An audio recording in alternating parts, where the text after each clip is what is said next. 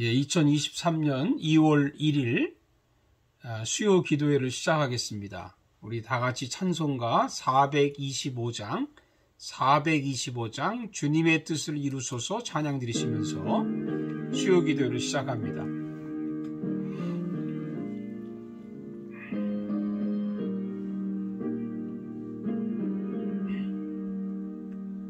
주님의 뜻을 이루소서 고요한 중에 기다리니 진흙과 같은 날 빚으사 주님의 형상 만드소서 주님의 뜻을 이루소서 주님 발 앞에 엎드리니 나의 맘속을 살피시사 눈보다 희게 하옵소서 주님의 뜻을 이루소서 병들어 몸이 피곤할 때 권능의 손을 내게 펴서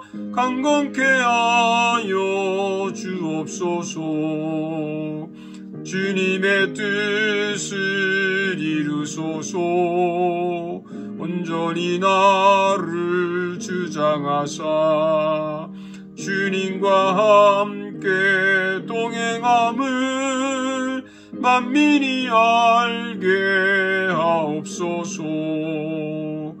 아멘. 오늘 주신 하나님 말씀 같이 보겠습니다. 마태복음 7장 1절에서 12절 말씀이 되겠습니다.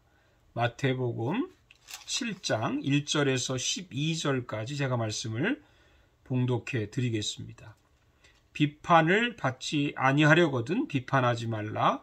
너희가 비판하는 그 비판으로 너희가 비판을 받을 것이요 너희가 헤아리는 그 헤아림으로 너희가 헤아림을 받을 것이니라. 어찌하여 형제의 눈 속에 있는 티는 보고 내 눈 속에 있는 들보는 깨닫지 못하느냐. 보라 내 눈 속에 들보가 있는데 어찌하여 형제에게 말하기를 나로 내 눈 속에 있는 티를 빼라 하라 하겠느냐.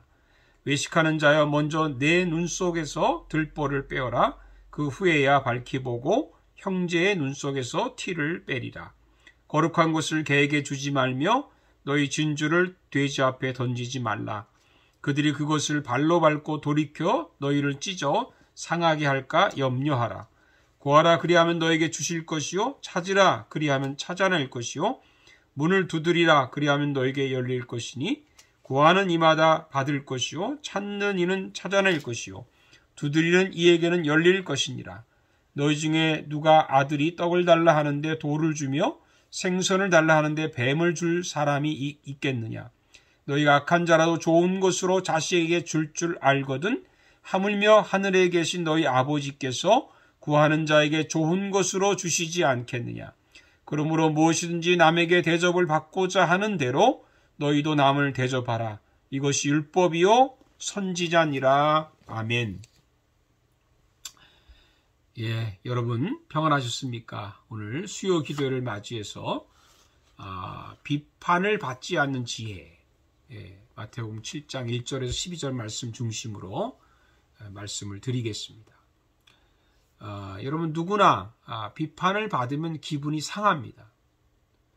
내가 한 일이 비판받을 만한 그런 일이라면 참을 수 있는데 비판을 받을 만한 짓을 한 것도 아닌 것 같은데 비판을 받으면 화가 나게 돼 있죠. 요즘 세상은 인터넷 발달로 인해서 개인의 정보가 다 노출되어 있습니다. 그래서 익명으로 누구든지 비판할 수 있습니다. 이것을 소위 악플이라고 말하죠. 누구는 무플보다 악플이 낫다고 하지만 정도가 지나친 악플로 인해서 상처를 받고 자살한 사람도 있다고 하니 이 비판이 살인이 될 수도 있습니다.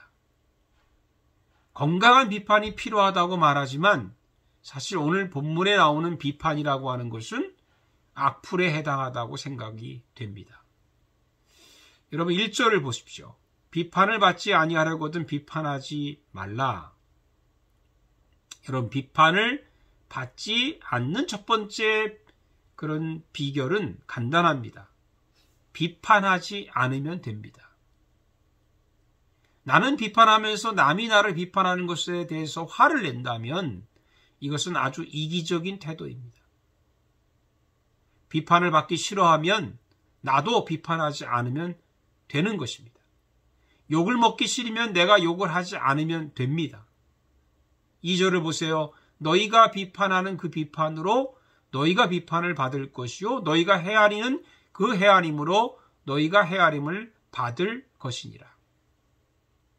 사랑하는 여러분들, 남을 함부로 비판하지 맙시다. 두 번째 비판을 받지 않는 비결이 뭘까요? 나의 들보를 깨닫는 것입니다. 3절에 보면 어찌하여 형제의 눈 속에 있는 티는 보고 내 눈 속에 있는 들보는 깨닫지 못하느냐 말씀하고 있습니다. 사실 남의 약점은 크게 보이고요. 나의 약점은 작게 보입니다. 그러나 사실은 남의 약점은 작고 나의 약점이 크다는 것을 깨달아야 하는 것입니다. 4절에 보면 보라 내 눈 속에 있는 들보가 있는데 어찌하여 형제에게 말하기를 나로 내 눈 속에 있는 티를 빼게 하라 하겠느냐. 우리 속담에 그런 말이 있죠. 똥 묻은 개가 겨 묻은 개 나무란다. 자신이 더 큰 죄를 지으면서 작은 죄를 짓는 사람을 책망하고 비판한다고 하는 뜻이죠. 그래서 우리는 먼저 나의 들보를 깨달을 수 있기를 축복합니다. 나의 들보는 무엇일까요?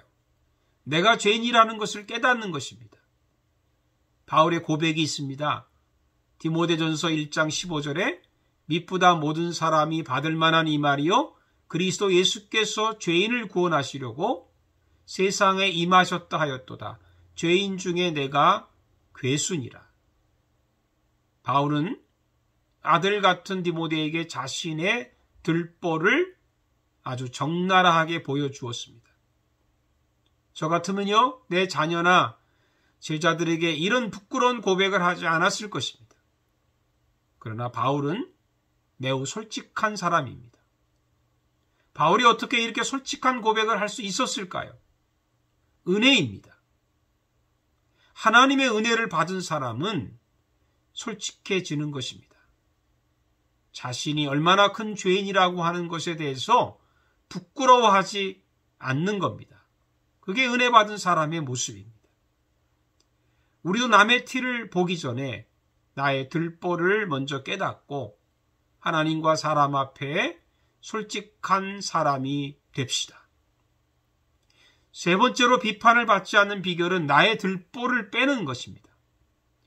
5절에 보면 외식하는 자여 먼저 내 눈 속에서 들보를 빼어라. 그 후에야 밝히 보고 형제의 눈 속에서 티를 빼리라. 외식이 뭔가요? 속과 겉이 다른 겁니다. 마음과 언행이 다른 겁니다. 예수님은 유독 바리새인들과 서기관들에게 외식한다고 책망을 하셨습니다. 대표적으로 마태복음 23장 25절에 화 있을진저 외식하는 서기관들과 바리새인들이요 잔과 대접의 것은 깨끗이 하되 그 안에는 탐욕과 방탕이 가득하게 하는도다. 여러분, 그러면서 예수님은 이렇게 그들에게 명령을 하셨습니다. 눈먼 바리새인이여 너는 먼저 안을 깨끗이 하라. 그리하면 겉도 깨끗하리라. 이게 무슨 뜻인가요? 회개하라는 말이죠. 회개하면 비판을 받지 않습니다. 어머니가 나쁜 짓을 한 자식을 회초리로 때리려고 하자 자식이 잘못했어요. 용서해 주세요. 다시는 안 할게요. 라고 진심으로 빌면 어머니는 회초리를 거두게 됩니다. 우리가 마찬가지로 진심으로 하나님 앞에 회개하면 하나님은 회초리를 거두십니다. 여러분, 진심으로 잘못을 인정하면 누구나 다 용서하는 것이죠. 비판을 받기를 원하지 않으면, 비판받는 걸 싫어하면, 그러면 우리는 비판하지 않으면 됩니다. 그리고 서로 비판하지 맙시다. 기도하겠습니다. 살아계신 하나님 아버지, 우리는 남을 비판하면서 내가 비판받는 것을 싫어할 때가 있습니다. 이런 어리석은 죄를 주님 용서해 주시고, 우리가 비판을 받지 않는 것처럼, 받기 싫어하는 것처럼 남을 비판하지 않게 해주시고, 진정으로 나의 들보를 깨닫고 회개하는 저희들 되게 해 주시옵소서. 예수님의 이름으로 기도하옵나이다. 아멘. 새 번역으로 된 주기도문으로 수요 기도회를 마치겠습니다. 하늘에 계신 우리 아버지, 아버지의 이름을 거룩하게 하시며 아버지의 나라가 오게 하시며 아버지의 뜻이 하늘에서와 같이 땅에서도 이루어지게 하소서. 오늘 우리에게 일용할 양식을 주시고 우리가 우리에게 잘못한 사람을 용서하여 준 것 같이 우리 죄를 용서하여 주시고 우리를 시험에 빠지지 않게 하시고 악에서 구하소서. 나라와 권능과 영광이 영원히 아버지의 것입니다. 아멘. 여러분, 추운 한 주간입니다.